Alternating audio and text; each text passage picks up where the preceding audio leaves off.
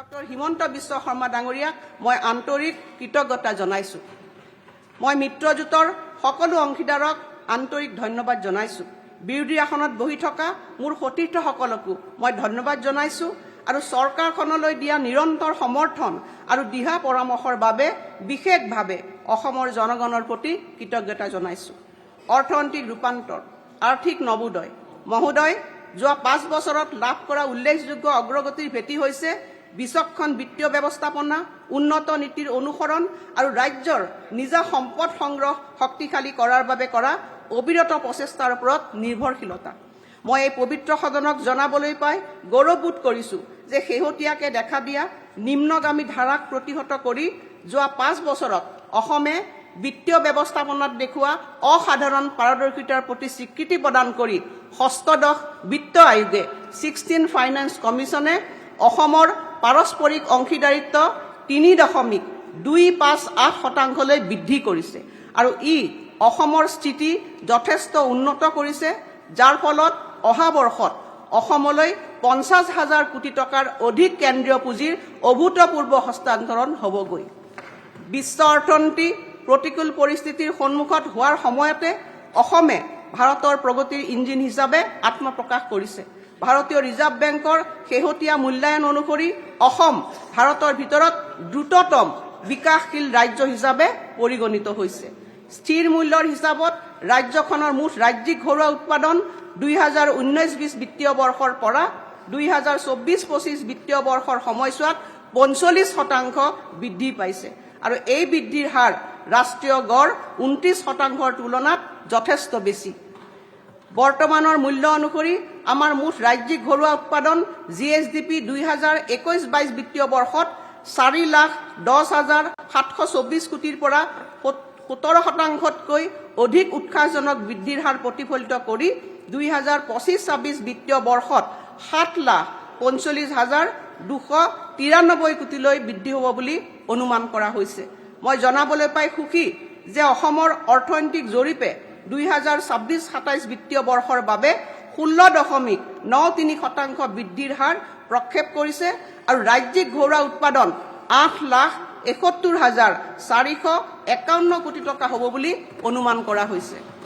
এই বৃদ্ধিৰ গতিবেগ বৰ্তাই ৰাখি 2030 চনৰ ভিতৰত ৰাজ্যখন 10 লাখ কোটি টকাৰ 1 মিলিয়ন কোটি অৰ্থনীতিলৈ পৰিণত কৰাৰ বাবে দিয়া আমাৰ প্ৰতিশ্ৰুতিতকৈ বহু আগবাঢ়ি 2028 চনৰ ভিতৰত এই লক্ষ্যত উপনীত হোৱাৰ সম্ভাৱনা দেখা গৈছে। এই অৰ্থনৈতিক সম্প্ৰসাৰণে আমাৰ জনসাধাৰণৰ বাবেও অধিক আয়ৰ বাট মুকলি কৰিছে। মই গৌৰৱ অনুভৱ কৰিছো যে অসমৰ জনমূৰি আয় বৰ্তমানৰ মূল্যত দুগুণকৈ অধিক বৃদ্ধি পাই 2020-21 বিত্তীয় বৰ্ষৰ 86,946 টকাৰ পৰা 2025-26 বিত্তীয় বৰ্ষত 1,85,429 টকালৈ হৈছেগে, যিয়ে 113% বৃদ্ধি প্ৰতিফলিত কৰিছে। 2020-21 বিত্তীয় বৰ্ষৰ পৰা 2024-25 বিত্তীয় বৰ্ষৰ ভিতৰত আমাৰ জনমূৰি আয়ৰ 83% বৃদ্ধিয়ে আমাক জনমূৰি আয়ৰ ক্ষেত্ৰত দেশৰ ভিতৰতে আটাইতকৈ দ্ৰুতগতিত বৃদ্ধি পোৱা ৰাজ্য হিচাপে পৰিগণিত কৰিছে। ইয়াৰ দ্বাৰা স্পষ্টভাৱে প্ৰমাণিত হৈছে যে আমাৰ প্ৰগতি কেৱল অৰ্থনৈতিক প্ৰতিবেদনতে আবদ্ধ নহয়, ই মানুহৰ জীৱনকো স্পৰ্শ কৰিছে। আমাৰ অৰ্থনৈতিক বৃদ্ধিৰ আটাইতকৈ উল্লেখযোগ্য সূচক হৈছে আমাৰ নিজা কৰ ৰাজহ, যিটো যোৱা 5 বছৰত গড়ে 13%তকৈ অধিক হাৰত বৃদ্ধি পাইছে। সামগ্ৰিকভাৱে 2020-21 বিত্তীয় বৰ্ষৰ 17,134 কোটি টকাৰ পৰা 2024-25 বিত্তীয় বৰ্ষলৈ 75% বৃদ্ধিৰে নিজা কৰ ৰাজহ সংগ্ৰহ 30,052 কোটি টকা হৈছে। ঐতিহাসিকভাৱে উত্তৰ পূবৰ বহু ৰাজ্যই কেন্দ্ৰীয় মঞ্জুৰি আৰু সাহায্য অনুদানৰ ওপৰত বহু পৰিমাণে নিৰ্ভৰ কৰি আহিছে। যিহেতু আমাৰ নিজা উৎসৰ ৰাজহ 2015-16 বিত্তীয় বৰ্ষৰ মুঠ ৰাজহৰ 30%ৰ তুলনাত বৃদ্ধি পাই এতিয়া 37% হৈছে। সেয়েহে ই কেন্দ্ৰীয় অনুদানৰ ওপৰত আমাৰ নিৰ্ভৰশীলতা হ্ৰাস কৰিছে আৰু এক শক্তিশালী আত্মনিৰ্ভৰশীল আভ্যন্তৰীণ অৰ্থনীতি নিশ্চিত কৰিছে। শক্তিশালী ৰাজহ আহৰণ আৰু উন্নত বিত্তীয় ব্যৱস্থাপনাৰ ফলত ৰাজহুৱা ব্যয়ৰ পৰিসৰ আৰু ফলপ্ৰসূতা যথেষ্ট সম্প্ৰসাৰিত হৈছে আমাৰ বাজেটৰ আকাৰ 2015-16 বিত্তীয় বৰ্ষৰ 72,573 কোটি টকাৰ পৰা দুগুণতকৈ অধিক বৃদ্ধি পাই 2025-26 বিত্তীয় বৰ্ষত 1,55,985 কোটি টকা হৈছে, যিটোৱে সংশোধিত প্ৰাক্কলনত 2 লাখ কোটি টকা স্পৰ্শ কৰিব। দশক ধৰি অসমৰ বাজেট আছিল কেৱল ইচ্ছাৰ তালিকা, য'ত পুঁজি ফাইলতে আবদ্ধ হৈ আছিল। 2015-16 চনত আমাৰ বাজেটৰ পুঁজি ব্যৱহাৰৰ হাৰ 58%তে সীমাবদ্ধ আছিল। সেই বিলম্বিত সংস্কৃতি আৰু প্ৰশাসনিক শিথিলতা আঁতৰাই আমি বাজেটৰ পুঁজি ব্যৱহাৰ 2024-25 বিত্তীয় বৰ্ষত 85%লৈ আগুৱাই যাবলৈ সক্ষম হৈছোঁ। গুৰুত্বপূৰ্ণ কথাটো হ'ল, এই সম্প্ৰসাৰণৰ লগে লগে উৎপাদনশীল ব্যয়ৰ দিশত নিৰ্ণায়ক পৰিৱৰ্তন হৈছে। মূলধনী ব্যয় 8 গুণতকৈ অধিক বৃদ্ধি পায় 2015-16 বিত্তীয় বৰ্ষৰ 2,951 কোটিৰ পৰা 2024-25 বিত্তীয় বৰ্ষত 26,409 কোটি টকা হৈছে, যিয়ে 795% উল্লেখনীয় বৃদ্ধিক প্ৰতিফলিত কৰিছে। এই মূলধনী পুঁজি ব্যয়ৰ ক্ষেত্ৰত ভাৰত চৰকাৰে অধিক সহায় কৰিছে। যোৱা 5 বছৰৰ ভিতৰত 25,000 কোটি টকাৰো অধিক ধন লাভ কৰি ৰাজ্যসমূহৰ বাবে থকা মূলধনী বিনিয়োগৰ বিশেষ সাহায্য আঁচনিৰ প্ৰধান হিতাধিকাৰীসমূহৰ মাজত অসম অন্যতম ৰাজ্য হিচাপে পৰিগণিত হৈছে। এই প্ৰেক্ষাপটত অসমৰ অৰ্থনৈতিক আৰু বিত্তীয় ৰূপান্তৰণ ত্বৰান্বিত কৰাৰ ক্ষেত্ৰত যোগাই অহা নিৰন্তৰ উৎসাহ আৰু সমৰ্থনৰ বাবে মাননীয় কেন্দ্ৰীয় বিত্তমন্ত্ৰী শ্ৰীমতী নিৰ্মলা সীতাৰামন ডাঙৰীয়ানীৰ প্ৰতি আন্তৰিক কৃতজ্ঞতা জ্ঞাপন কৰিছোঁ। যদিও মূলধনী ব্যয় বৃদ্ধি পাইছে, ঋণ বিচক্ষণতাৰে পৰিচালনা কৰা হৈছে। 2021-22 বিত্তীয় বৰ্ষৰ পৰা অসমে মুঠ 1,04,896 কোটি টকা মূলধনী ব্যয় সম্পন্ন কৰিছে। আনহাতে বকেয়া ঋণৰ বৃদ্ধি হৈছে 84,037 কোটি টকা, যিয়ে সূচায় যে ঋণসমূহ বহুলাংশে সম্পদ সৃষ্টিৰ দিশত ব্যৱহাৰ কৰা হৈছে। ফলস্বৰূপে 2024-25 বিত্তীয় বৰ্ষত আমাৰ মুঠ ৰাজ্যিক ঘৰুৱা উৎপাদন GSDPৰ বিপৰীতে ঋণৰ অনুপাত আছিল 25.52%, যাৰ ফলত GSDPৰ বিপৰীতে ঋণ লোৱা দেশৰ 28খন ৰাজ্যৰ ভিতৰত অসম আছে 21 নম্বৰ স্থানত। ই আমাৰ নিয়ন্ত্ৰিত আৰু বহনক্ষম ঋণৰ গতিপথ অনুমোদিত বিত্তীয় নিয়মৰ ভিতৰত থকাটোকে প্ৰতিফলিত কৰিছে। বাজেটৰ উৎসৰ উপৰি অসমে ৰাজহুৱা বিনিয়োগ বৃদ্ধি কৰাৰ উদ্দেশ্যে বহি সাহায্যপ্ৰাপ্ত প্ৰকল্পসমূহ এক্সটাৰ্নেল এডেড প্ৰজেক্ট ফলপ্ৰসূভাৱে ব্যৱহাৰ কৰিছে। বিস্তৃত খণ্ডক সামৰি লোৱা এনে প্ৰকল্পৰ ব্যয়ৰ পৰিমাণ 2021 চনৰ প্ৰায় 15,000 কোটি টকাৰ পৰা বৰ্তমান উল্লেখযোগ্যভাৱে বৃদ্ধি পাই ই 56,000 কোটি টকা হৈছে। ৰাজহুৱা বিনিয়োগৰ সম্পূৰক হিচাপে ৰাজ্যৰ ভিতৰত প্ৰতিষ্ঠানিক ঋণৰ প্ৰবাহো অধিক শক্তিশালী কৰা হৈছে। ঋণ জমাৰ অনুপাত 2021 চনৰ মাৰ্চ মাহৰ 56.9ৰ পৰা বৃদ্ধি পাই 2025 চনৰ ডিচেম্বৰ মাহত 74.48% হৈছে, যিয়ে অসমত বেংকৰ আমানত অধিক ফলপ্ৰসূভাৱে ব্যৱহাৰ হোৱাটোকে সূচাইছে। এই উন্নতিৰ প্ৰতিফলন হিচাপে 2021-22 বিত্তীয় বৰ্ষৰ পৰা অগ্ৰাধিকাৰ খণ্ডত 3,69,343 কোটি টকাৰ ঋণ প্ৰদান কৰা হৈছে। ঋণৰ জৰিয়তে কৃষি, অতি ক্ষুদ্ৰ আৰু মজলীয়া উদ্যমিতা আৰু সহযোগী খণ্ডক সহায় কৰাৰ লগতে সামগ্ৰিক আৰু অন্তৰ্ভুক্তিমূলক বিকাশক অধিক শক্তিশালী কৰা হৈছে। মহোদয়, আমি কেৱল এখন ব্যয় কৰা চৰকাৰে নহয়, আমি এনে এখন চৰকাৰ যিয়ে সম্পদ গঢ়ি তোলো।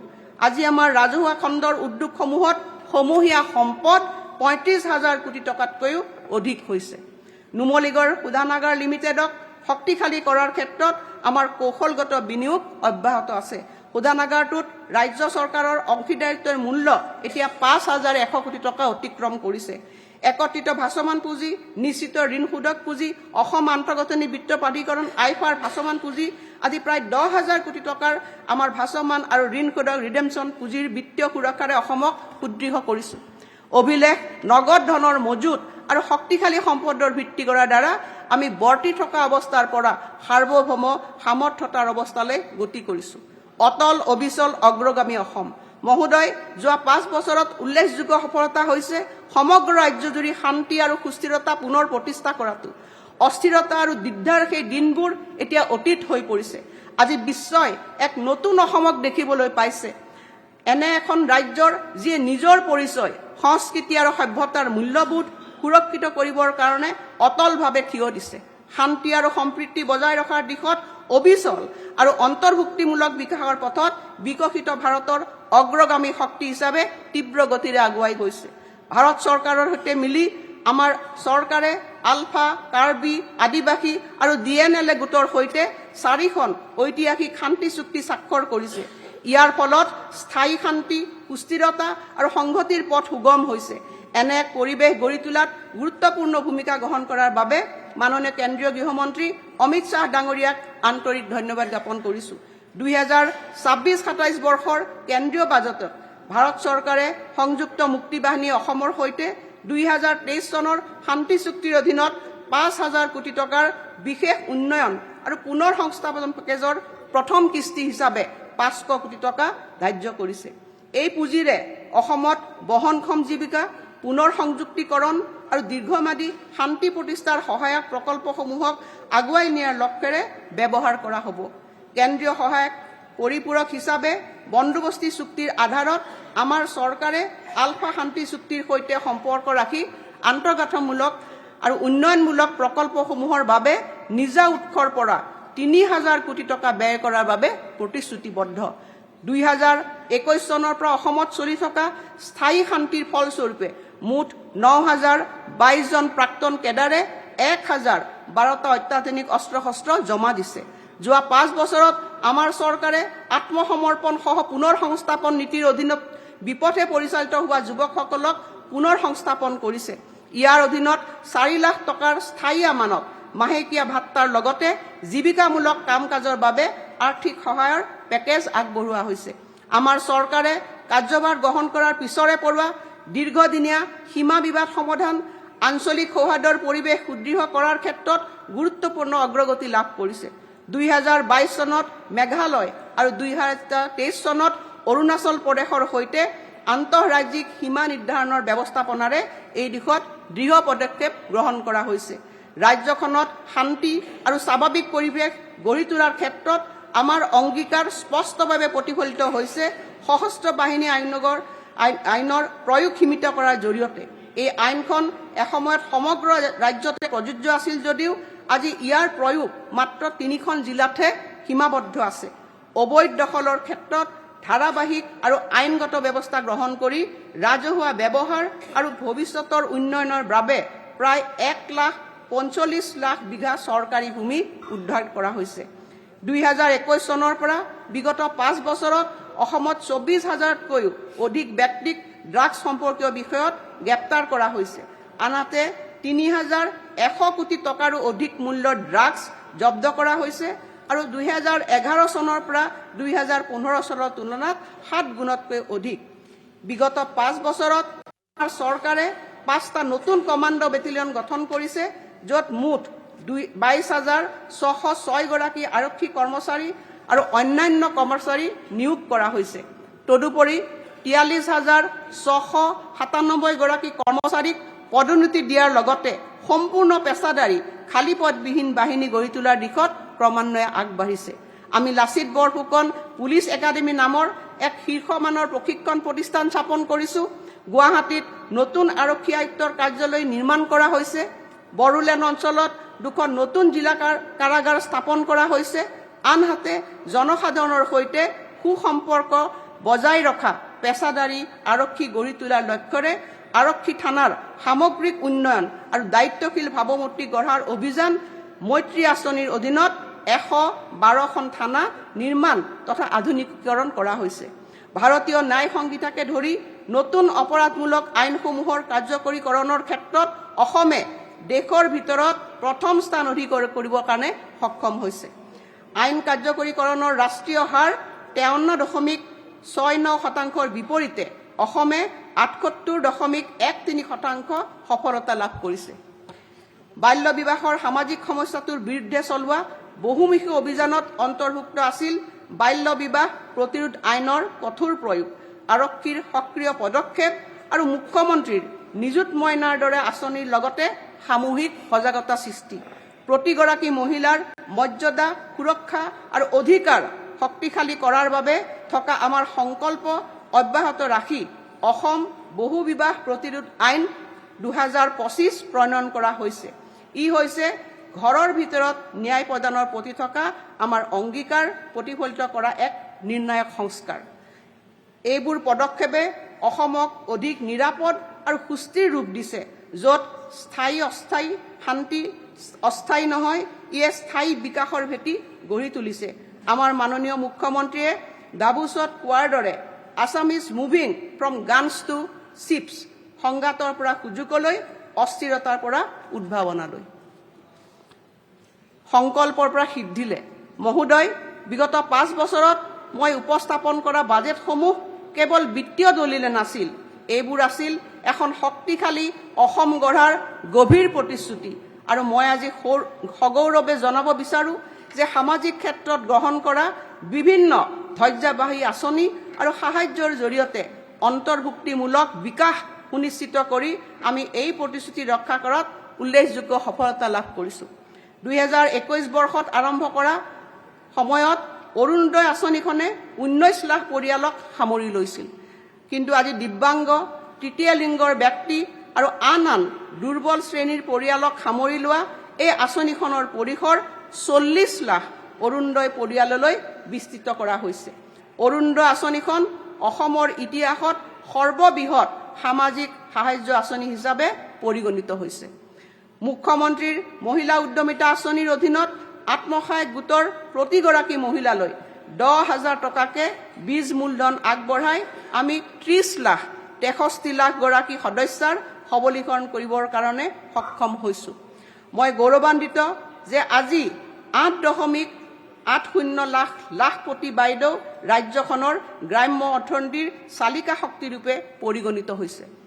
অসম ক্ষুদ্ৰ বিত্তীয় উদ্যোগনী আৰু সকাহ আঁচনিৰ অধীনত আমাৰ চৰকাৰে 12,71,000 ক্ষুদ্ৰ ঋণ লওঁতালে 2,304 কোটি টকা আগবঢ়াইছে আৰু ইয়াৰ ফলত দশক জুৰি আমাৰ গাঁওসমূহক অৱদমিত কৰি ৰখা ঋণৰ শৃংখল ভাগি চুৰময় হৈছে। অসম চাহৰ 200 বছৰ সম্পূৰ্ণ হোৱাৰ স্মাৰক হিচাপে আমাৰ চৰকাৰে মুখ্যমন্ত্ৰীৰ এটিকলি দুটিপাত আঁচনিখনৰ শুভাৰম্ভ কৰে। এই আঁচনিখনৰ অধীনত 3,42 লাখ টকা সাপেক্ষে 6 লাখতকৈও 342 লাখ টকা সাপেক্ষে 6 লাখতকৈও অধিক চাহ শ্ৰমিক আৰু চাহ বাগিচাৰ কৰ্মচাৰীলৈ গাইপতি 5,000 টকাৰ এককালীন সাহায্য আগবঢ়োৱা হৈছে। মহোদয়, 1 লাখ চৰকাৰী চাকৰি দিয়াৰ প্ৰতিশ্ৰুতিৰ বাবে বহুতে আমাক ইটিকিং কৰিছিল, কিন্তু আজি মই আনুষ্ঠানিকভাৱে জনাওঁ যে সম্পূৰ্ণ স্বচ্ছতাৰে দিয়া 1,58,000 চৰকাৰী নিযুক্তিৰ জৰিয়তে আমি সেই অভিলেখ স্পৰ্শ কৰাই নহয়, ইয়াক অতিক্ৰম কৰি আগুৱাই যাবলৈ সক্ষম হৈছোঁ। আমাৰ চৰকাৰৰ মুখ্যমন্ত্ৰীৰ আত্মনিৰ্ভৰ অসম অভিযান নামৰ ধৈৰ্যবাহী আঁচনিখনৰ জৰিয়তে আমি 25,000তকৈও অধিক হিতাধিকাৰীক 1 লাখ টকাকে আৰু পেছাদাৰী শ্ৰেণীৰ অন্তৰ্গত 221 গৰাকী হিতাধিকাৰীক 2.5 লাখ টকাকৈ প্ৰদান কৰাৰ লগতে আন 75,000 গৰাকী হিতাধিকাৰীক মুঠ প্ৰায় 750 কোটি টকাৰ বিত্তীয় সাহায্য আগবঢ়াইছোঁ। সমাজৰ দুৰ্বল শ্ৰেণীৰ লোকসকলৰ প্ৰতি থকা আমাৰ দায়বদ্ধতা অনুসৰি ৰাষ্ট্ৰীয় সামাজিক সাহায্য আঁচনিৰ অধীনত থকা 8,06,170 গৰাকী হিতাধিকাৰীক লাভান্বিত কৰি বৃদ্ধ পেঞ্চন আঁচনিৰ অনুদানৰ পৰিমাণ 250 টকাৰ পৰা 400 টকা আৰু বিধৱা পেঞ্চন আঁচনিৰ অনুদানৰ পৰিমাণ 300 টকাৰ পৰা 1,250 টকালৈ বৃদ্ধি কৰা হৈছে। ইয়াৰ উপৰি ৰাষ্ট্ৰীয় বৃদ্ধ পেঞ্চন আঁচনিৰ সমাহাৰত অনুদান আগবঢ়াই আমি শ্বহীদ কুশল কোঁৱৰ সাৰ্বজনীন বৃদ্ধ পেঞ্চন আঁচনিৰ অধীনত 11,49,137 গৰাকী হিতাধিকাৰীক সামৰি লৈছোঁ। অধ্যক্ষ মহোদয়, খাদ্যৰ বুনিয়াদী অধিকাৰ সুনিশ্চিত কৰাৰ বাবে ৰাষ্ট্ৰীয় খাদ্য সুৰক্ষা আইন আৰু প্ৰধানমন্ত্ৰী গৰীব কল্যাণ অন্ন যোজনাৰ অধীনত 70,71,000 পৰিয়ালক সামৰি ৰাজ্যখনৰ 2,49 কোটিতকৈ অধিক নাগৰিকলৈ বিনামূলীয়া চাউল আগবঢ়োৱা হৈছে। মাত্ৰ 5 বছৰৰ ভিতৰত 5.04 লাখ নতুন হিতাধিকাৰীক অন্তৰ্ভুক্ত কৰাৰ পদক্ষেপৰ অধীনত আমি ইতিমধ্যে 65 লাখতকৈও অধিক হিতাধিকাৰী সংযুক্ত কৰিছোঁ আৰু 14.60 লাখতকৈও অধিক সংখ্যক নতুন ৰেচন কাৰ্ড প্ৰদান কৰিছোঁ। কেৱল ক্ষুধা নিবাৰণতে আমি ক্ষান্ত থকা নাই, জনসাধাৰণৰ পুষ্টি সাধনৰ বাবেও চৰকাৰ সমানেই দায়বদ্ধ। ৰাজসাহায্যৰ পৰিমাণ যথেষ্ট বৃদ্ধি কৰি মাত্ৰ 100 টকা মুঠ ব্যয়তে মচুৰ দাইল, চেনি আৰু নিমখ আগবঢ়াই আমি নাগৰিকসকলৰ পুষ্টি সাধনতো অগ্ৰাধিকাৰ প্ৰদান কৰিছোঁ। জনস্বাস্থ্যৰ দিশত আমি গ্ৰহণ কৰা লক্ষ্যভিত্তিক পদক্ষেপবিলাকৰ ফলস্বৰূপে মাত্ৰ 3 বছৰত প্ৰসূতিৰ মৃত্যুৰ হাৰ MMR 44% হ্ৰাস পাইছে আৰু এই হ্ৰাসৰ হাৰ সমগ্ৰ দেশৰ ভিতৰতেই অন্যতম। নৱজাত শিশুৰ মৃত্যুৰ হাৰ ৰাষ্ট্ৰীয় গড়ৰ বিপৰীতে প্ৰায় দুগুণকৈ হ্ৰাস পোৱা আৰু 2024-25 বৰ্ষত প্ৰাতিষ্ঠানিক প্ৰসৱৰ হাৰ 57% উন্নীত হোৱাটোৱে আমাৰ এই প্ৰচেষ্টাসমূহৰ সফলতাকেই পুনৰবাৰ প্ৰতিফলিত কৰে। চাহ বাগিচা মঞ্জুৰি ক্ষতিপূৰণ আঁচনিৰ অধীনত মুঠ প্ৰায় 120 কোটি টকা ব্যয় সাপেক্ষে আমাৰ চৰকাৰে চাহ বাগিচা অঞ্চলৰ 1.16 লাখ গৰ্ভৱতী মহিলাৰ প্ৰত্যেকৰে 15,000 টকাকে আগবঢ়াইছে, যাৰ বাবে প্ৰায় 179 কোটি টকা মুকলি কৰি দিছে। আয়ুষ্মান অসম মুখ্যমন্ত্ৰী জন আৰোগ্য যোজনাৰ অধীনত যোৱা 5 বছৰত 7,17,000 গৰাকী হিতাধিকাৰীয়ে নগদ ধনবিহীন চিকিৎসা সেৱা লাভ কৰিছে, যাৰ ফলস্বৰূপে লাভান্বিত পৰিয়ালসকলৰ মুঠ 1,258 কোটি টকা ৰাহি হৈছে।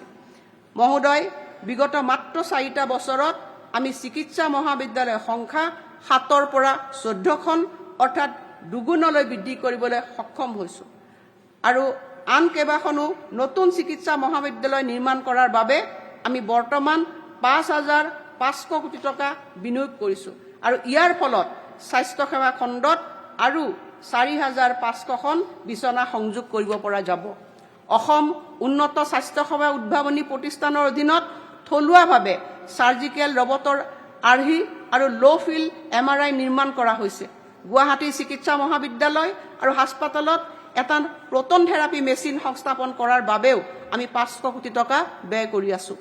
টাটা ট্ৰাষ্টৰ সৈতে স্বাক্ষৰিত হোৱা এক ঐতিহাসিক চুক্তি অনুসৰি অসম কৰ্কট সেৱা ফাউণ্ডেশ্যন প্ৰতিষ্ঠা কৰি দক্ষিণ এছিয়াৰ ভিতৰত প্ৰথম আৰু সৰ্ববৃহৎ 3 খলপীয়া কৰ্কট সেৱা নেটৱৰ্ক আমাৰ জিলাসমূহৰ বাবে উপলব্ধ কৰিবলৈ সক্ষম হৈছোঁ।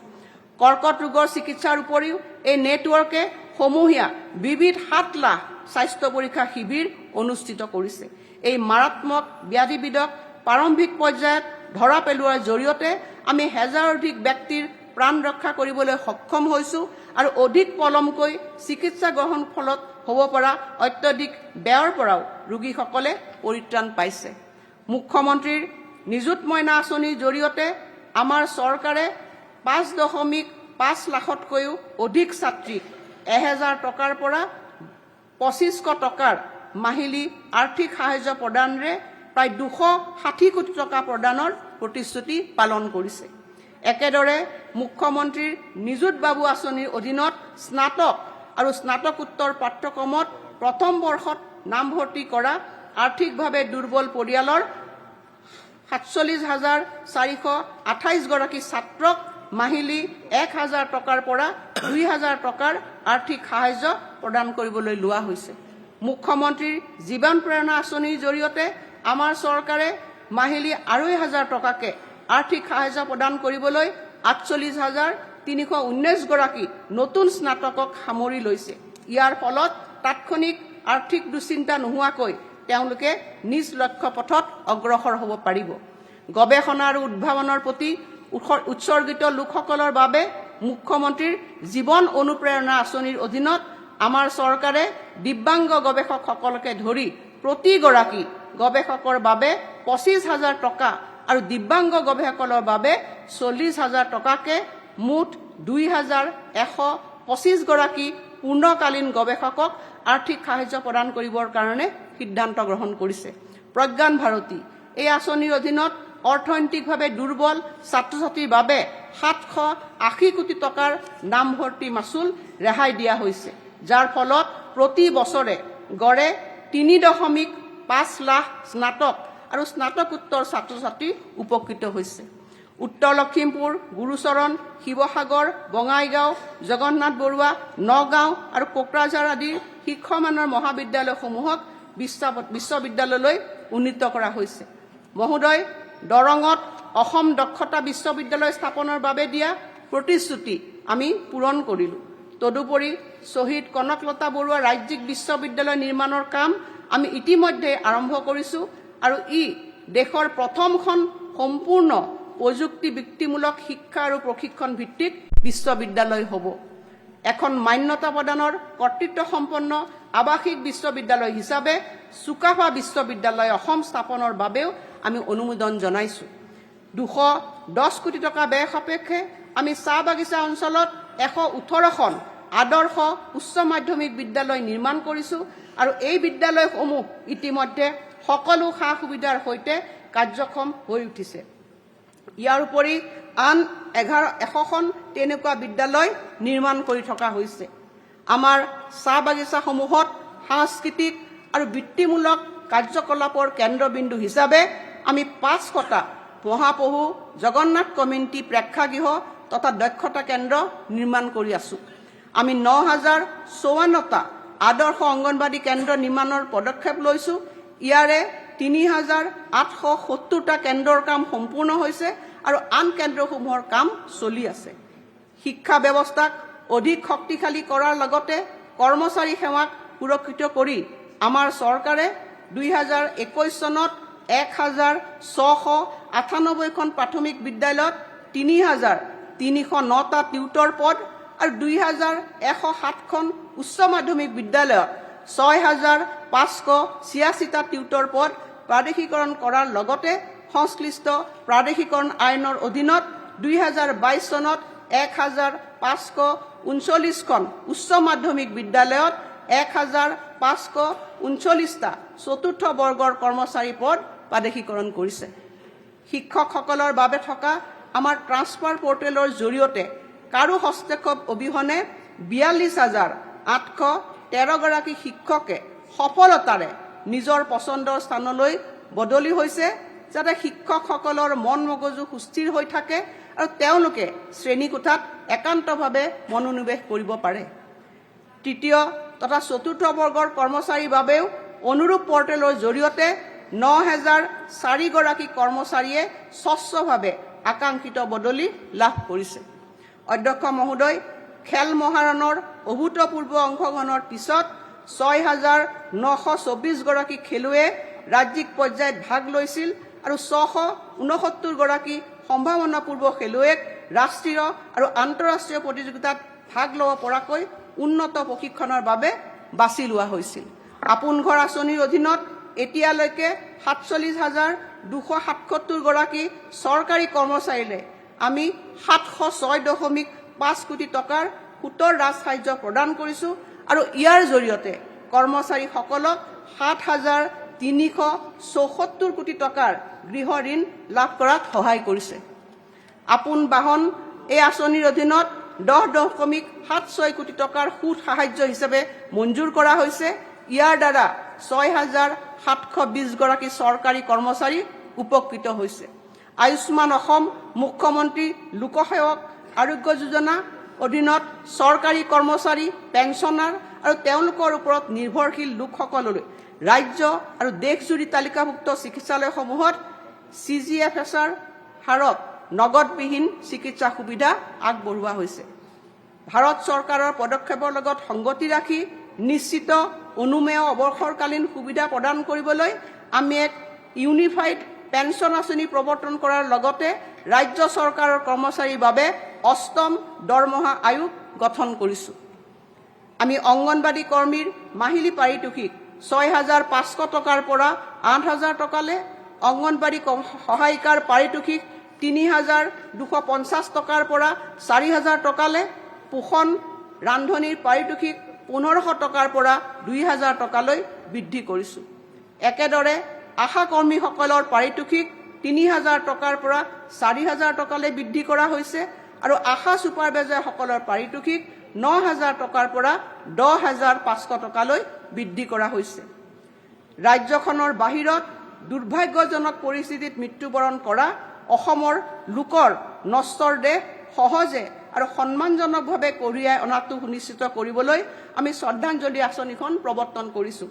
মিছন বসুন্ধৰাৰ অধীনত যোৱা 5 বছৰত 24,678টা প্ৰতিষ্ঠানকে ধৰি 3 লাখৰো অধিক হিতাধিকাৰীৰ বাবে ভূমিৰ অধিকাৰ সুৰক্ষিত কৰি প্ৰায় 4.15 লাখ বিঘা ভূমিৰ নিষ্পত্তিকৰণ কৰি আমি ভূমিৰ ৰেকৰ্ডসমূহ পদ্ধতিগতভাৱে বিশুদ্ধীকৰণ আৰু উন্নীতকৰণৰ কাম আৰম্ভ কৰিছিলোঁ আৰু ভূমিহীন নাগৰিকসকলক ভূমি পট্টা প্ৰদানৰ প্ৰতিশ্ৰুতিসমূহ পালন কৰিছোঁ।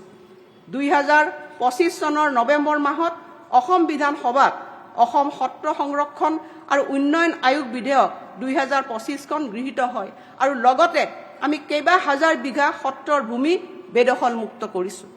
দশক ধৰি অসম চুক্তি ধূলিৰ মাজত পৰি থকা এটা প্ৰতিশ্ৰুতি হৈ আছিল। যদিও ন্যায়াধীশ বিপ্লৱ শৰ্মা সমিতিয়ে দিয়া পৰামৰ্শাৱলী 67টাৰ ভিতৰত আমাৰ চৰকাৰে 52টা পৰামৰ্শত চৰকাৰীভাৱে অনুমোদন জনাইছে। এই 52টা পৰামৰ্শ সম্পূৰ্ণ দৃঢ়তাৰে ৰূপায়ণ কৰাৰ পিছত আমি বাকী থকা প্ৰস্তাৱসমূহ ৰূপায়ণৰ বাবে ভাৰত চৰকাৰৰ সৈতে অবিৰতভাৱে সংযোগ ৰক্ষা কৰি আছোঁ।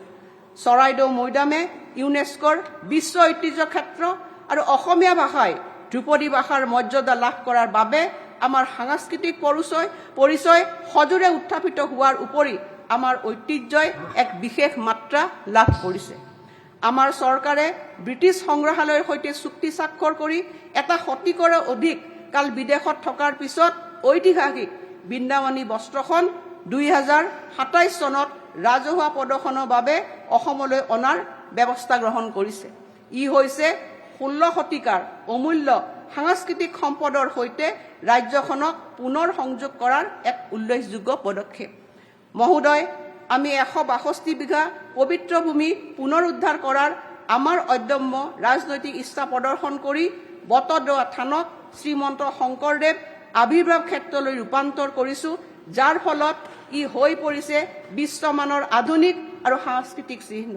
মই মহাপুৰুষ শ্ৰীমন্ত শংকৰদেৱ গুৰুজনাক নতশিৰে প্ৰণিপাত জনাওঁ। তেখেতৰ শাশ্বত শিকনিয়ে আমাক সৰ্বদা পথ প্ৰদৰ্শন কৰি অহাৰ লগতে অনুপ্ৰেৰণা যোগাই আহিছে। কুসুম্বৰ পুত্ৰ শ্ৰী শংকৰ গুৰুৱে ধৰিছিল নামাৰে তান, নামৰ সুৰতে আনন্দত নাচিছিল পবিত্ৰ বৰদোৱা থান।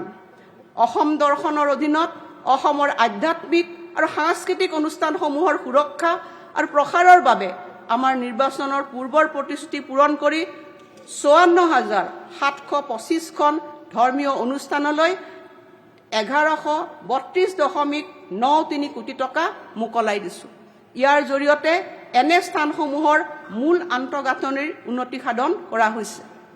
মাননীয় প্ৰধানমন্ত্ৰী শ্ৰী নৰেন্দ্ৰ মোদী ডাঙৰীয়াৰ গৌৰৱময় উপস্থিতিত আমি আমাৰ ঐতিহ্য বিশ্ব দৰবাৰলৈ লৈ যাবলৈ সামৰ্থ্য হৈছোঁ। ইয়াৰ অংশ হিচাপে আমি 11,369 গৰাকী শিল্পীৰ দ্বাৰা বিহু নৃত্য প্ৰদৰ্শন কৰি গিনিজ বিশ্ব অধিবেশ স্থাপন কৰিবৰ কাৰণে সক্ষম হৈছোঁ। লগতে 8,000তকৈও অধিক শিল্পীৰে ঝুমুৰৈ নৃত্য আৰু 10,000তকৈও অধিক বড়ো শিল্পীৰে ঐতিহাসিক বাগৰুম্বা দহু অনুষ্ঠিত কৰিছোঁ। আমি এই ক্ষেত্ৰত জড়িত কলা কুশলী আৰু প্ৰশিক্ষকসকলক যথাক্ৰমে 25,000 টকা আৰু 50,000 টকাকে প্ৰদান কৰি পুৰস্কৃত কৰিছোঁ। এনেধৰণৰ সম্বৰ্ধনা বাগৰুম্বা দহুৰ কলা কুশলী তথা প্ৰশিক্ষকসকলৰ বাবেও শীঘ্ৰে আয়োজন কৰা হ'ব। শ্বহীদ স্মাৰক ক্ষেত্ৰ নিৰ্মাণ আৰু নিৰ্মাণৰত লাচিত মৈদাম স্মাৰকৰ জৰিয়তে আমি অসমৰ বীৰত্বপূৰ্ণ ঐতিহ্যক সন্মান জনাইছোঁ। আমাৰ চৰকাৰে কনকলতা বৰুৱাৰ জন্ম শতবাৰ্ষিকী পালনৰ দ্বাৰা শ্বহীদগৰাকীৰ মহান ত্যাগ আৰু বীৰত্বক সন্মান জনোৱাৰ লগতে লাচিত বৰফুকনৰ 400 সংখ্যক জয়ন্তী পালন কৰি শ্ৰদ্ধা নিবেদন কৰিছে।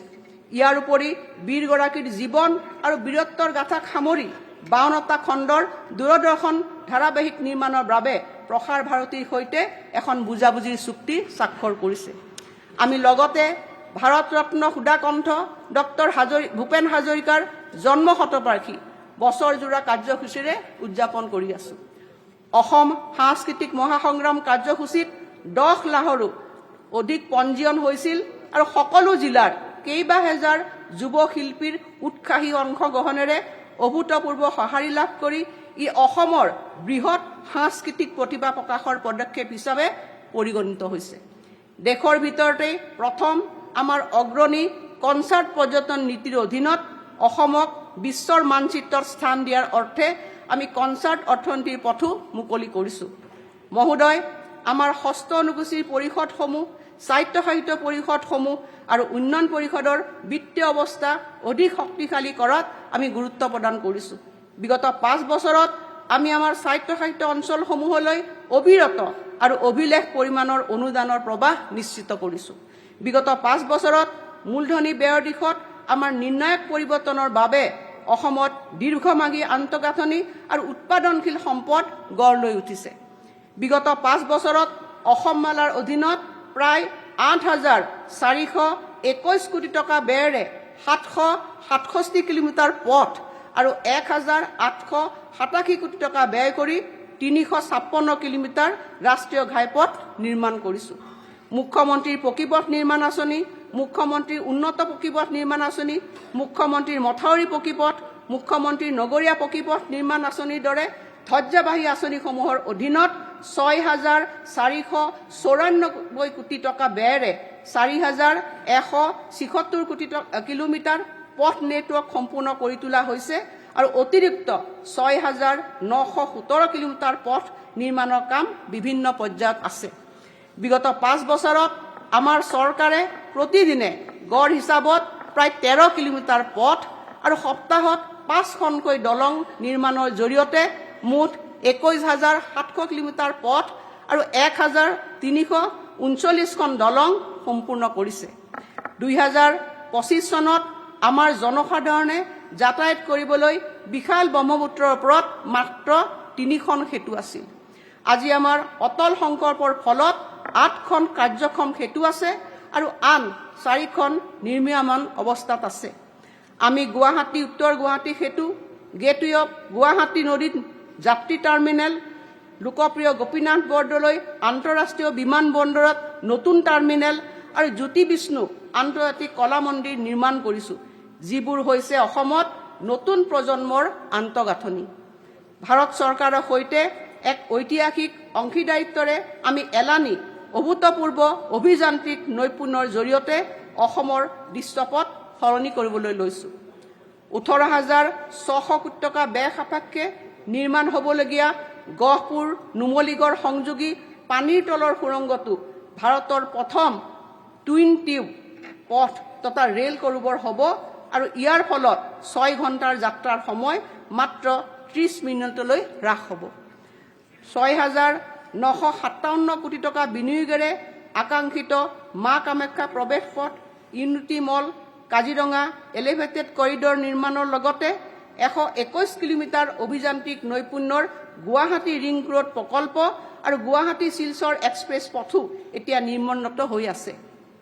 ইয়াৰ উপৰি ভাৰত ভূটান সংযোগী পদক্ষেপৰ অধীনত 69 কিলোমিটাৰ দৈৰ্ঘ্যৰ কোকৰাঝাৰ গেলেফু নতুন ৰেলপথ নিৰ্মাণত অলপতে অনুমোদন জনোৱা হৈছে। ব্ৰহ্মপুত্ৰৰ ওপৰত আন এখন দলং নিৰ্মাণৰ লগতে ওদালগুৰি হৈ জাগিৰোডৰ ছেমি কণ্ডাক্টৰ প্ৰজেক্টৰ পৰা ভূটান সীমান্তলৈ এটা ঘাইপথ পৰিকল্পনা কৰা হৈছে।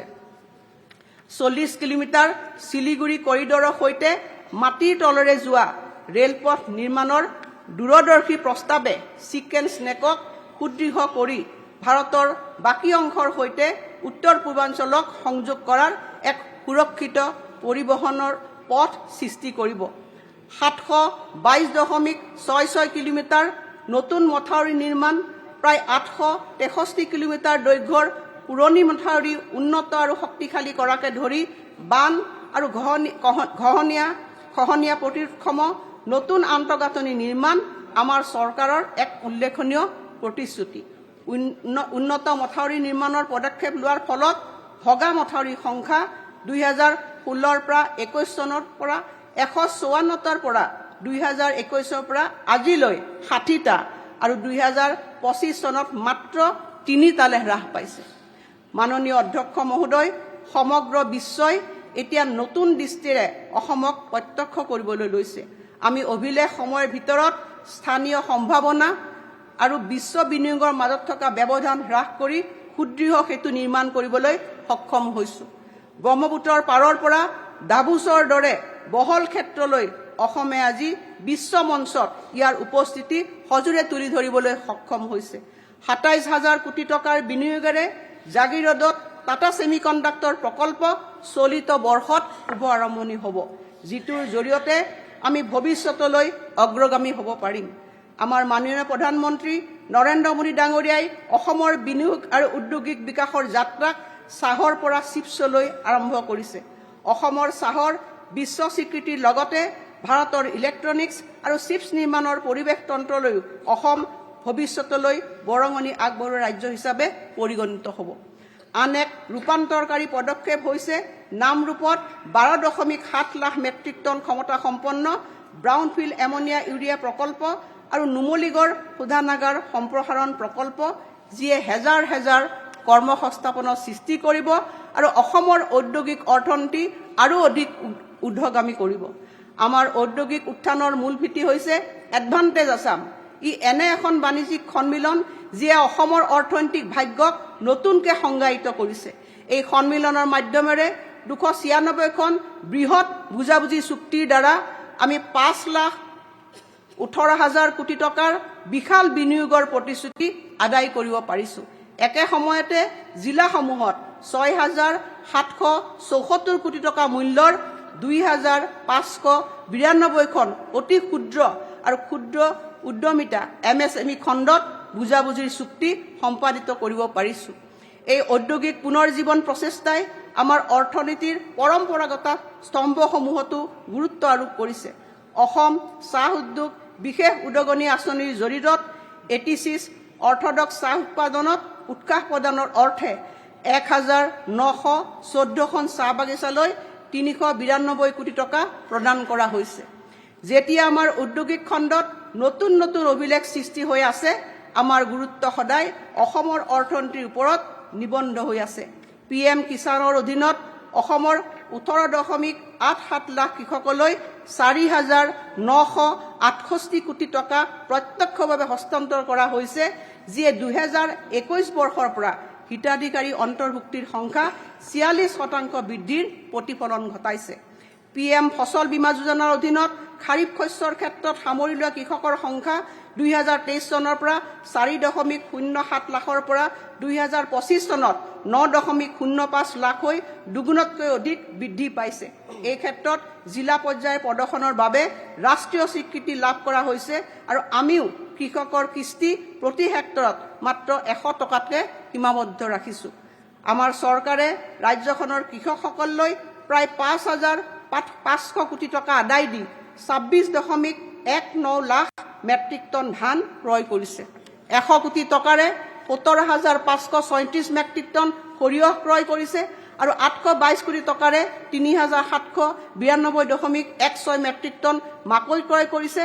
তদুপৰি ধান আৰু মাকৈৰ বাবে প্ৰতি কুইণ্টলত 250 টকা অতিৰিক্ত ৰাজ্যিক ৰাজসাহায্য আগবঢ়াইছে আৰু সৰিয়হৰ বাবে প্ৰতি কুইণ্টলত 500 টকা অতিৰিক্ত ৰাজ্যিক ৰাজসাহায্য আগবঢ়াইছে।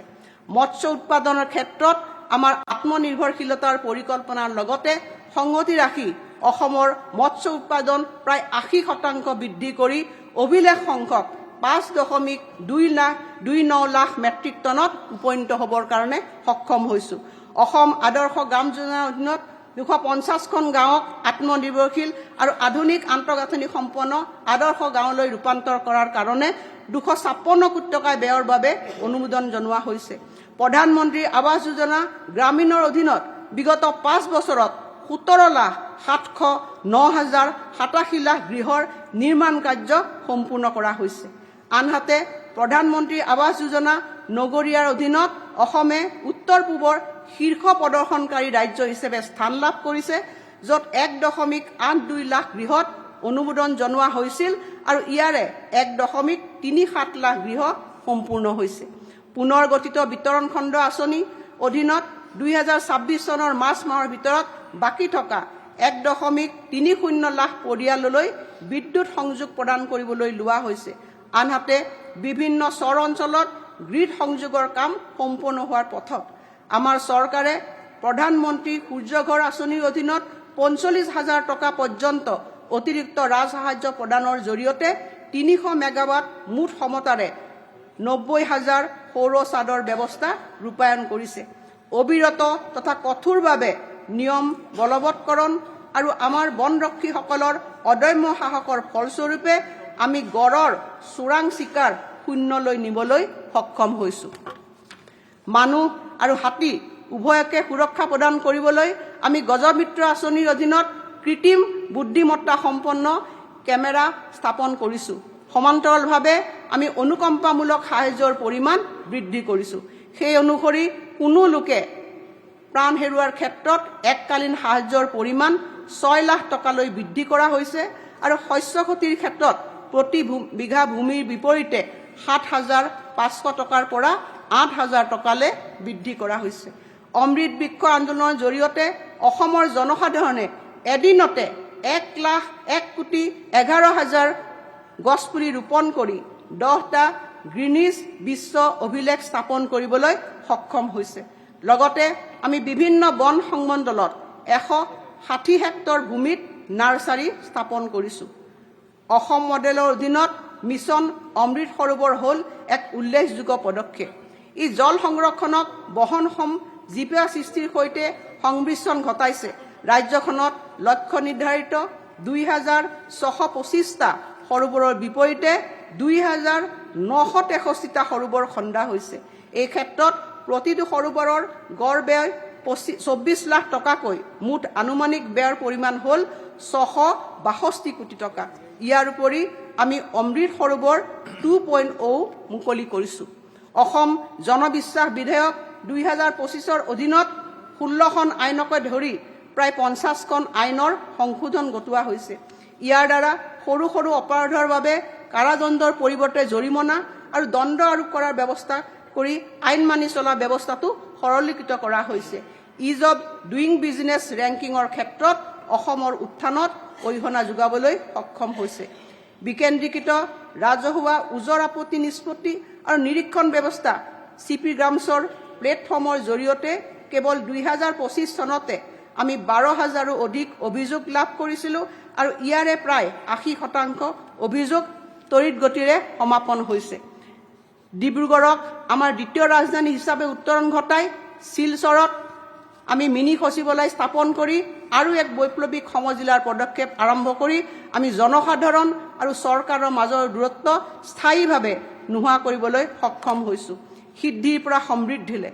মাননীয় অধ্যক্ষ মহোদয়, আমি অসমৰ এই নতুন যুগৰ দুৱাৰদলিত থিয় দিওঁতে মই আগন্তুক দশকটোৰ এখন বিকশিত অসমৰ কথা কল্পনা কৰিছোঁ, য'ত আজিৰ প্ৰতিটো সফলতাই অধিক সমৃদ্ধিশালী, সুৰক্ষিত আৰু স্বাৱলম্বী ভৱিষ্যতৰ ভেটি হৈ পৰে। মহোদয়, চৰকাৰী নিযুক্তি সম্পূৰ্ণ স্বচ্ছ আৰু ন্যায্য কৰাৰ দ্বাৰা আমি আমাৰ যুৱক যুৱতীসকলৰ সৈতে এক নতুন আস্থা গঢ়ি তুলিবলৈ সক্ষম হ'লোঁ আৰু ইয়াক অধিক দৃঢ় কৰি আমি এক 5 বছৰীয়া ভৱিষ্যত কৰ্মপন্থা যুগুত কৰিবৰ কাৰণে এখন সমিতি গঠন কৰিছোঁ, যাতে আমি আমাৰ যুৱক যুৱতীসকলৰ বাবে সম্ভৱপৰ সৰ্বাধিক চৰকাৰী চাকৰি প্ৰদান কৰিব পাৰোঁ। মুখ্যমন্ত্ৰীৰ আত্মনিৰ্ভৰশীল অসম অভিযানে স্বনিয়োজনৰ ক্ষেত্ৰত এক গুৰুত্বপূৰ্ণ ভেটি হিচাপে আত্মপ্ৰকাশ কৰিছে। ইয়াৰ প্ৰাৰম্ভিক সফলতাৰ পিছত আমি কমেও আৰু ৫ লাখ যুৱক যুৱতীক ইয়াৰ অধীনত সামৰি ল'বৰ কাৰণে বিচাৰিছোঁ। একে সময়তে তেওঁলোকৰ ব্যৱসায়ক এক নতুন মাত্ৰা প্ৰদান কৰিবলৈ আমি আমাৰ বৰ্তমানৰ হিতাধিকাৰীসকলক মুদ্ৰা আঁচনি, প্ৰধানমন্ত্ৰীৰ নিয়োগ সৃষ্টি কাৰ্যসূচী আদি লেখীয়া আঁচনিৰ সৈতে সংযোজিত কৰিছোঁ। নিযুক্তি নিৰ্ভৰ আন্তঃগাঁথনিৰ বিকাশ সাধনৰ লক্ষ্যৰে আমাৰ চৰকাৰে এক যুৱ শক্তিৰ দ্বাৰা পৰিচালিত পৰিবহণ আৰু যোগান ব্যৱস্থা সমৰ্থিত পৰিকাঠামো আৰু গুৱাহাটী, জাগিৰোড তথা পলাশবাৰীক সংযোগ কৰি দ্বৈত মহানগৰী উন্নয়নেৰে এক নগৰীয়া ঔদ্যোগিক কৰিডৰ নিৰ্মাণৰ পৰিকল্পনা কৰিছে। মহোদয়, পৰম্পৰাগত কল্যাণৰ বাহিৰলৈ গৈ জীৱন চক্ৰৰ দৃষ্টিভংগীলৈ আগবাঢ়ি নাৰী সবলীকৰণৰ দিশত অসমে ৰাষ্ট্ৰীয় আৰ্হিৰ নেতৃত্ব বহন কৰিছে। অৰুণোদয় আঁচনিত সাহায্য বৃদ্ধি আৰু এই আঁচনিখন ৰাষ্ট্ৰীয় খাদ্য সুৰক্ষা আইন, প্ৰধানমন্ত্ৰী আৱাস যোজনা গ্ৰামীণ আৰু প্ৰধানমন্ত্ৰী আৱাস যোজনা নগৰীয়াৰ লেখীয়া প্ৰধান কল্যাণমূলক আঁচনিসমূহ আৰু প্ৰধানমন্ত্ৰী সুৰক্ষা বীমা যোজনা, প্ৰধানমন্ত্ৰী জীৱন জ্যোতি বীমা যোজনা তথা অটল পেঞ্চনৰ যোজনাৰ লেখীয়া বীমা আঁচনিসমূহৰ সৈতে একত্ৰিত কৰি অৰুণোদয় পৰিয়ালক শক্তিশালী কৰাৰ আমাৰ যি সংকল্প সেয়া অব্যাহত থাকিব। মুখ্যমন্ত্ৰীৰ মহিলা উদ্যমিতা অভিযানৰ অধীনত আমি লাখপতি বাইদেউ প্ৰথম পৰ্যায় সম্পন্ন কৰাৰ পিছত এতিয়া দ্বিতীয় পৰ্যায় আৰম্ভ কৰিবলৈ আগবাঢ়িছোঁ। যিসকলে তেওঁলোকৰ প্ৰাৰম্ভিক মূলধনৰ উৎপাদনশীল ব্যৱহাৰ প্ৰদৰ্শন কৰিবলৈ সক্ষম হ'ব তেওঁলোকক দ্বিতীয় পৰ্যায়ত 25,000 টকাৰ সাহায্য প্ৰদান কৰা হ'ব। ৰাজ সাহায্যমূলক মূল্যত আমাৰ নাগৰিকসকলক প্ৰদান কৰা পুষ্টিজনিত সাহায্য ইমানেই সফল হৈছে যে আমাৰ নাগৰিকসকলে এতিয়া ৰাষ্ট্ৰীয় খাদ্য নিৰাপত্তা আইনৰ অধীনত বিনামূলীয়া চাউলৰ সমান্তৰালভাৱে অত্যাৱশ্যকীয় পুষ্টিকৰ উপাদানসমূহক অগ্ৰাধিকাৰ দিছে। তদুপৰি এই সহায়ৰ সৈতে সৰিয়হৰ তেল যোগ কৰি আমি আমাৰ সংকল্প অধিক সুদৃঢ় কৰিব বিচাৰিছোঁ। মই এই কথা উল্লেখ কৰিবলৈ পাই আনন্দিত হৈছোঁ যে নিযুত মইনা আঁচনিৰ সফল ৰূপায়ণৰ ফলত 2023-24 বৰ্ষ আৰু 24-25 বৰ্ষৰ ভিতৰত ছাত্ৰীসকলৰ মাজত আধাতে বিদ্যালয় এৰা ছাত্ৰীৰ হাৰ 8.2% হ্ৰাস পাইছে। সেইদৰে মাধ্যমিক পৰ্যায়ত ছাত্ৰীৰ মুঠ নামভৰ্তিৰ হাৰ 4.2% বৃদ্ধি পাইছে আৰু উচ্চতৰ মাধ্যমিক পৰ্যায়ত এই হাৰ 7.5% বৃদ্ধি পাইছে। এই উল্লেখযোগ্য সফলতাই আগন্তুক বছৰসমূহত নিযুত মইনা আৰু নিযুত বাবু আঁচনি দুখনৰ সম্প্ৰসাৰণৰ ক্ষেত্ৰত এক স্পষ্ট আৰু শক্তিশালী ভেটি স্থাপন কৰিছে। তদুপৰি আমি আমাৰ ছাত্ৰ ছাত্ৰীসকলক কৃত্ৰিম বুদ্ধিমত্তা আৰু উদ্যোগ 4.0 অত্যাধুনিক দক্ষতাৰে সজ্জিত কৰি আমাৰ বিশ্ববিদ্যালয়সমূহক ভৱিষ্যতৰ কেন্দ্ৰস্থললৈ ৰূপান্তৰ কৰিছোঁ। অসম চৰকাৰে শিক্ষকৰ চাকৰিৰ প্ৰাদেশিকৰণ আৰু শিক্ষানুষ্ঠান পুনৰ আইন সংশোধন কৰিছে আৰু অধিসূচিত কৰিছে। এই প্ৰক্ৰিয়া আৰম্ভ কৰিবলৈ আৰু যোগ্য শিক্ষক বা টিউটৰসকলৰ চাকৰি প্ৰাদেশিকৰণ সহায় হোৱাকে এটা পৰ্টেল মুকলি কৰা হ'ব। আমাৰ শিক্ষাবিদসকলৰ প্ৰতি থকা গভীৰ শ্ৰদ্ধাৰ চিনস্বৰূপে আমি গুৰু দক্ষিণা নামৰ আঁচনিখন ৰূপায়ণ কৰিবলৈ পৰিকল্পনা কৰিছোঁ। আইন অনুসৰি যিসকল শিক্ষক আৰু টিউটৰৰ চাকৰি প্ৰাদেশিকৰণ কৰিব পৰা নগ'ল তেখেতসকললৈ এই আঁচনিৰ অধীনত এটা এককালীন সাহায্য আগবঢ়োৱা হ'ব। ইয়াৰ দ্বাৰা আমাৰ ছাত্ৰ ছাত্ৰীসকললৈ তেখেতসকলে আগবঢ়োৱা জীৱনজোৰা উৎসৰ্গীকৃত অৱদানক মৰ্যাদা সহকাৰে সন্মানিত কৰা হ'ব। অসম মালা 4.0 মুকলি কৰাৰ লগে লগে যোগাযোগ ব্যৱস্থা উন্নত কৰি আমাৰ ৰাজ্যখনৰ জীৱনৰেখা শক্তিশালী কৰাৰ বাবে আমাৰ যি সংকল্প সেয়া অব্যাহত থাকিব। আমাৰ দীৰ্ঘম্যাদী পৰিকল্পনা হ'ল তেজপুৰ বাইহাটা চাৰিৰ মাজত এক 4 লেনযুক্ত পথ, নগাঁও, মৰিগাঁও আৰু দৰং সংযোজী ব্ৰহ্মপুত্ৰৰ ওপৰত এখন দলং, গুৱাহাটী বিমানবন্দৰৰ পৰা জাগিৰলৈ এলিভেটেড কৰিডৰ আৰু গুৱাহাটীৰ পৰা ডিব্ৰুগড়লৈ এক্সপ্ৰেছ কৰিডৰ নিৰ্মাণ। অসমৰ নগাঁও, ডিফু, উমৰাংচু, মাজুলী আৰু মানাহত 5টা নতুন বিমানবন্দৰ স্থাপনৰ সম্ভাৱনীয়তা অধ্যয়ন কৰি বিমান সংযোগ ব্যৱস্থা সম্প্ৰসাৰণৰ বাবে আমি ভাৰত চৰকাৰক অনুৰোধ জনাইছোঁ। মই জনাবলৈ পাই সুখী হৈছোঁ যে 2025-26 বিত্তীয় বৰ্ষত অৰ্থডক্স চাহৰ ৰপ্তানিৰ পৰিমাণ 40 মিলিয়ন কেজিৰে যথেষ্ট বৃদ্ধি পাইছে। এই সফলতাক স্বীকৃতি প্ৰদান কৰি আমি অৰ্থডক্স চাহক আমাৰ মুঠ ৰপ্তানিৰ আধা কৰি লোৱাৰ লক্ষ্য লৈছোঁ। আমি অৰ্থডক্স চাহ উৎপাদনৰ ৰাজ সাহায্য প্ৰতি কেজিত 10 টকাৰ পৰা 15 টকালৈ বৃদ্ধি কৰিছোঁ। ভৱিষ্যতে এই ৰাজ সাহায্যৰ পৰিমাণ আৰু বৃদ্ধি কৰা হ'ব। ব্ৰিটেইন, ইউৰোপীয় ইউনিয়ন তথা আমেৰিকাৰ সৈতে হোৱা ভাৰতৰ নতুন মুক্ত বাণিজ্য চুক্তিৰ যোগেদি আমি বিশ্বৰ বজাৰসমূহ দখল কৰি অসমৰ স্থান সুদৃঢ় কৰিব বিচাৰিছোঁ। আমাৰ চাহ উদ্যোগৰ সমৃদ্ধি আমাৰ চাহ বাগিচাৰ শ্ৰমিকসকলৰ হাতলৈ যাব লাগিব। সেয়েহে মই আনন্দৰে জনাব বিচাৰিছোঁ যে এই বছৰৰ ভিতৰতে চাহ বাগিচাৰ শ্ৰমিকসকলৰ বাবে বৰ্ধিত মজুৰি ঘোষণা কৰিবৰ কাৰণে আমি চাহ সংস্থাসমূহৰ সৈতে আলোচনা চূড়ান্ত কৰাৰ দিশত আগবাঢ়িছোঁ। প্ৰজন্মৰ পিছত প্ৰজন্ম ধৰি আমাৰ চাহ বাগিচাৰ ভাতৃ ভগ্নীসকলে তেওঁলোকে বসবাস কৰা ভূমিত অনানুষ্ঠানিক বাসিন্দা হিচাপে বাস কৰি আহিছে। মহোদয়, আমি ইতিহাস সলনি কৰিছোঁ। Assam Fixation of Ceiling on Land Holdings Amendment Act 2025 জৰিয়তে আমি অসমৰ 800তকৈও অধিক চাহ বাগিচাৰ 3.5 লাখ পৰিয়ালক স্থায়ী ভূমিৰ অধিকাৰ প্ৰদান কৰিব বিচাৰিছো।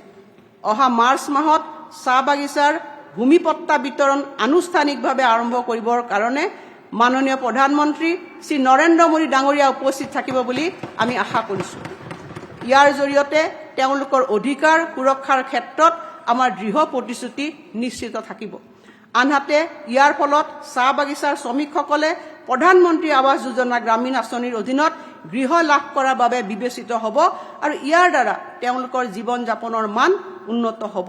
2020-21 বৰ্ষত খাৰিফ বিপণন ঋতুৰ আমি ক্ৰয় কৰা ধানৰ পৰিমাণ আছিল 2.11 লাখ মেট্ৰিক টন।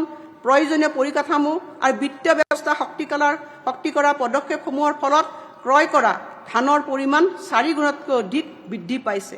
2024-25 খাৰিফ বিপণন ঋতুত সংগ্ৰহিত ধানৰ পৰিমাণ আছিল 8.50 লাখ মেট্ৰিক টন। ইয়াৰ ফলত এই বছৰ আমাৰ কৃষকসকলে ন্যূনতম সমৰ্থন মূল্য হিচাপে 1955 কোটি টকা লাভ কৰিছে। উল্লেখযোগ্য যে 2020-21 খাৰিফ বিপণন ঋতুত এই পৰিমাণ আছিল 394 কোটি টকা। আমি অতিৰিক্ত ৰাজ সাহায্য টপ আপ সাবচিডিৰ জৰিয়তে কৃষকসকলক সমৰ্থন জনাই যাম। তদুপৰি ধান, সৰিয়হ আৰু মাকৈ উৎপাদনত অসমক আত্মনিৰ্ভৰশীল কৰিবলৈ লক্ষ্য লোৱা হৈছে। মহোদয়, আমি নগৰ অঞ্চলত দৈনিক গড়ে 23.81 ঘণ্টা আৰু গ্ৰামাঞ্চলত 23.40 ঘণ্টাকৈ বিদ্যুৎ যোগান ধৰিবলৈ সক্ষম হৈছো, যি ৰাষ্ট্ৰীয় গড় বিদ্যুৎ যোগানতকৈ অধিক। যোৱা 5 বছৰত আমি প্ৰায় 1000 মেগাৱাট সেউজ শক্তি সক্ষমতা সংযোগ কৰিছো। তদুপৰি 3000 মেগাৱাট সৌৰ আৰু বেটাৰী সংৰক্ষণ প্ৰকল্প, 4600 মেগাৱাট ক্ষমতাৰ 4টা পাম্প ষ্টোৰেজ প্ৰকল্প, 3200 মেগাৱাট শক্তি সম্পন্ন অত্যাধুনিক তাপ বিদ্যুৎ প্ৰকল্প আমি স্থাপন কৰিছো। এই পদক্ষেপবোৰে আমাৰ অসমক উদ্দীপ্ত ৰাজ্য হিচাপে গঢ়ি তুলিব বিচাৰিছো, যাতে উত্তৰ পূৰ্বাঞ্চলৰ আন ৰাজ্যসমূহ আৰু চুবুৰীয়া দেশসমূহলৈ অসমে বিদ্যুৎ যোগান ধৰিবলৈ সক্ষম হয়। তদুপৰি নামনি কপিলী জলবিদ্যুৎ প্ৰকল্প আৰম্ভ হোৱাৰ দিশে আগবাঢ়িছে, যাৰ ফলত ৰাজ্যৰ মুঠ বিদ্যুৎ উৎপাদন ক্ষমতা 1300 মেগাৱাটলৈ বৃদ্ধি পাব। অসমক বিদ্যুৎ উদ্দীপ্ত ৰাজ্য হিচাপে গঢ়ি তোলাৰ বাবে লোৱা পদক্ষেপসমূহে অঞ্চলটোত তথ্য কেন্দ্ৰৰ বিকাশৰ বাবে এক শক্তিশালী পৰিৱেশ গঢ়ি তোলাত সহায় হ'ব। এই আধুনিক তথ্য কেন্দ্ৰসমূহ কৃত্ৰিম বুদ্ধিমত্তা অনুকূল, উচ্চ ঘনত্বৰ বৈদ্যুতিক গোটৰ আন্তঃগাঁথনিযুক্ত আৰু ক্লাউড আৰু ছেমিকণ্ডাক্টৰ পৰিৱেশ তন্ত্ৰক সহায় কৰিব পৰাকৈ উচ্চ ক্ষমতা সম্পন্ন। সামৰণি প্ৰতিবেদন। মাননীয় অধ্যক্ষ মহোদয়, এই লেখানুদান বাজেটখন উত্থাপন কৰাৰ আগতে অসমৰ জনসাধাৰণে আমাৰ চৰকাৰখনৰ ওপৰত ৰখা আস্থা আৰু আমাক 5 বছৰ এক সুস্থিৰ কাৰ্যকাল প্ৰদান কৰাৰ বাবে মই এই সুযোগতে পুনৰবাৰ তেখেতসকললৈ ধন্যবাদ জ্ঞাপন কৰিছো। আমি আমাৰ সাধ্য অনুসৰি অসমৰ জনসাধাৰণক সেৱা আগবঢ়াবলৈ চেষ্টা কৰিছো। এখন বিকশিত ৰাজ্যৰ লক্ষ্যত উপনীত হোৱাৰ দিশত গ্ৰহণ কৰা অবিৰত প্ৰচেষ্টাত সহযোগিতা কৰা এই সদনৰ সন্মানীয় সদস্যসকল, ৰাজ্য চৰকাৰৰ বিষয়া তথা কৰ্মচাৰীসকললৈ ধন্যবাদ জ্ঞাপন কৰিছো।